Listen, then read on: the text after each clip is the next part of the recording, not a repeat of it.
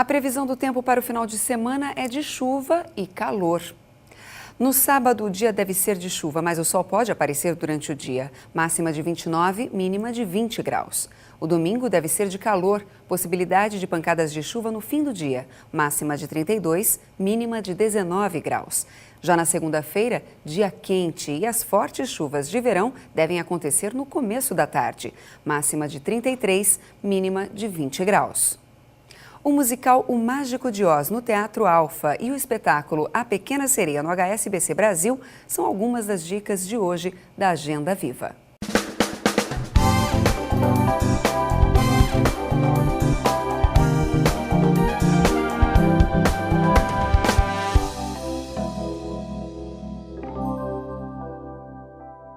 Chega a São Paulo o aguardado musical O Mágico de Oz, em cartaz no Teatro Alfa. Charles Miller e Cláudio Botelho dirigem 35 atores e 16 músicos. Na história, Dorothy vive um cotidiano pacato com seus tios em uma fazenda no Kansas. Após um tornado, ele e seu cão Totó vão parar em Oz, onde conhecem o espantalho, o homem-lata e o leão covarde.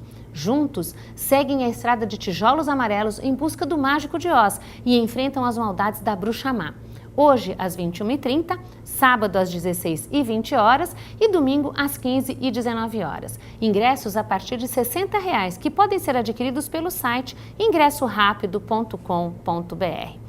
Em cartaz em São Paulo até domingo, no Circo Tiani Espetacular, ao longo de 2 horas, 50 artistas se revezam em números de acrobacia, equilíbrio e contorcionismo. Num dos melhores momentos da apresentação, o diretor executivo e ilusionista Richard Tiani faz um helicóptero e várias mulheres aparecerem. No Parque Vila Lobos, a atração acontece até amanhã em 2 horários, às 16h20 e no domingo, às 11h30, 15h30 e 19h. Ingressos a partir de R$ 25, que podem ser adquiridos através do site livepass.com.br.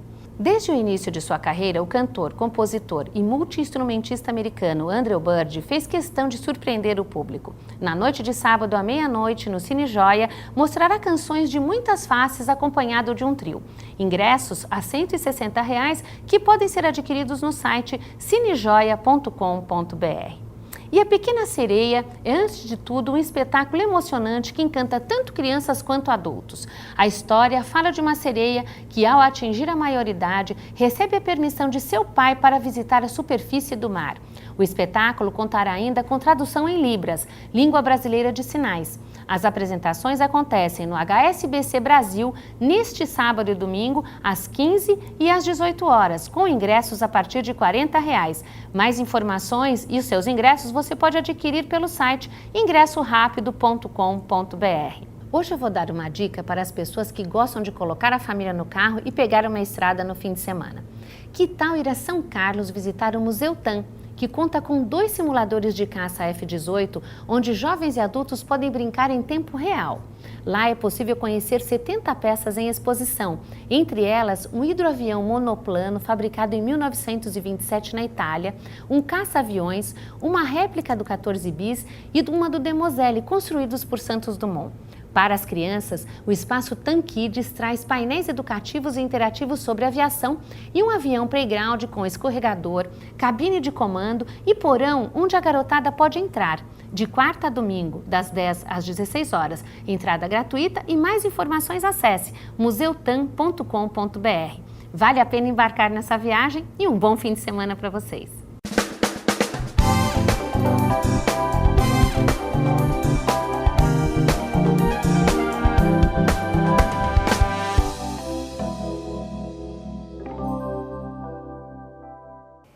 O quadro Arredores de hoje visita o Museu de Arte de São Paulo Assis Chateaubriand, que tem em seu acervo grandes nomes da pintura mundial e, por isso, é um dos mais importantes museus brasileiros.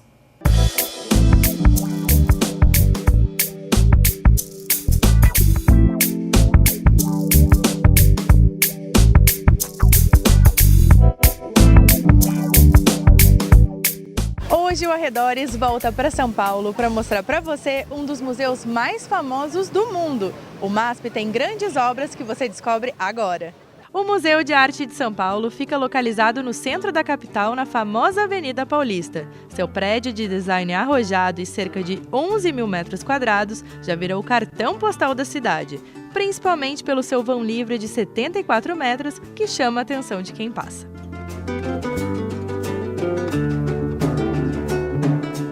Denis, eu queria que você contasse para mim um pouquinho de como surgiu o MASP, um pouco da história desse museu que é tão querido pelos paulistanos. Bom, o MASP ele surge num contexto de pós-guerra mundial, a Segunda Guerra.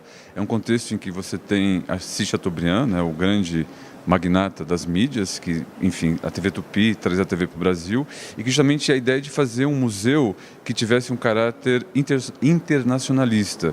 Ter arte que não seja apenas brasileira ou paulista, mas que abarque, por exemplo, desde a antiguidade até as artes mais modernas. E justamente por isso que nesse período pós-Segunda Guerra Mundial que ele se faz. É um período em que há muita obra disponível com preço razoavelmente acessível.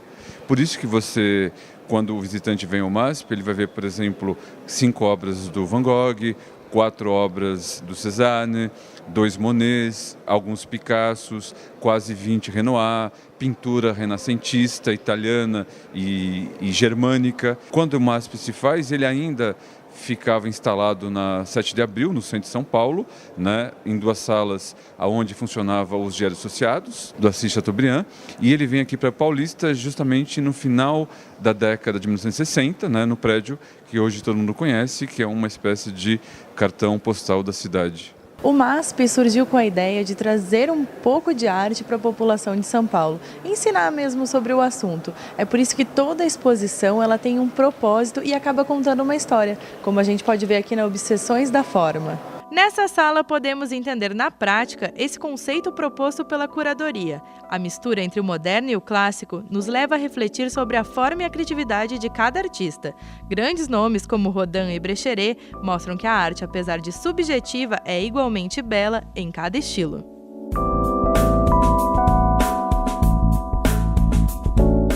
No andar de cima, um espaço para artistas que se destacaram no último ano. Fotografias, vídeos e áudios mostram que a arte está presente em diversas formas, e uma das tendências é convidar o espectador a interagir com as obras.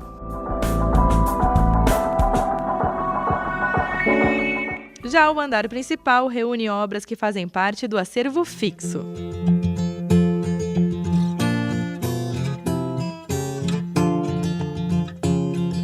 O Museu do MASP é considerado o museu mais importante em arte ocidental do Hemisfério Sul e é por isso que reúne mais de 8 mil obras de artistas, principalmente franceses e italianos. São muitos nomes conhecidos e importantes. É muito bacana saber que você pode vir a um museu no Brasil e encontrar obras de grandes artistas como Picasso, Van Gogh, Monet, Renoir, e esses são apenas alguns deles. Uma curiosidade é que o museu só pode promover exposições que apresentem 5% de todo o seu patrimônio, de acordo com a Lei de Acervo Brasileira. O que a gente propõe são narrativas que contemplem, vamos dizer assim, aspectos diversos do MASP.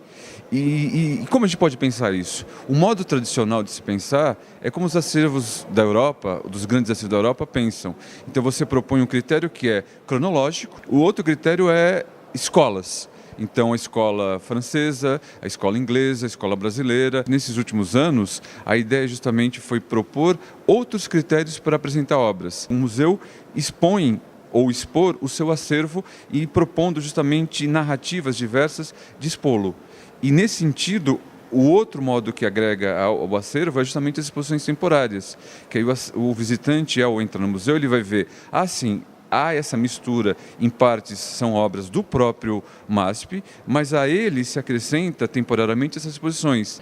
E no meio de tudo isso, agora uma pergunta pessoal, você arrisca aí uma exposição preferida ou um quadro que as pessoas não podem deixar de ver quando vierem ao MASP? Bom, nesse sentido das exposições temporárias, há essa pintura do Vermeer, né, que é a primeira vez que, enfim, quem não sai do Brasil vai poder ver, tem 30 e poucas obras do Vermeer no mundo, né, esse pintor holandês do século XVII, o São Jerônimo lendo uma carta no deserto, e do ponto de vista das artes modernas, da pintura moderna, um quadro do Van Gogh chamado Crepúsculo ao Luar, né, onde há 2 figuras humanas, uma das quais, a figura masculina, é tida pela crítica como uma espécie de autorretrato do pintor.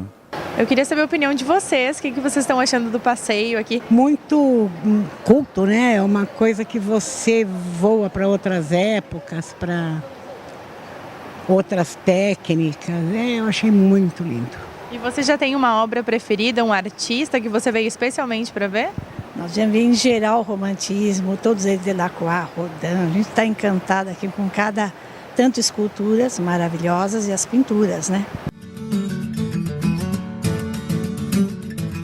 Independente dos artistas expostos, o MASP é sempre uma boa opção para aqueles que gostam de arte ou apenas querem conhecer um pouco mais da sua própria história. Depois da visita, para mim, pelo menos, é impossível escolher uma obra preferida. Esse foi o Arredores de hoje, eu espero vocês na próxima.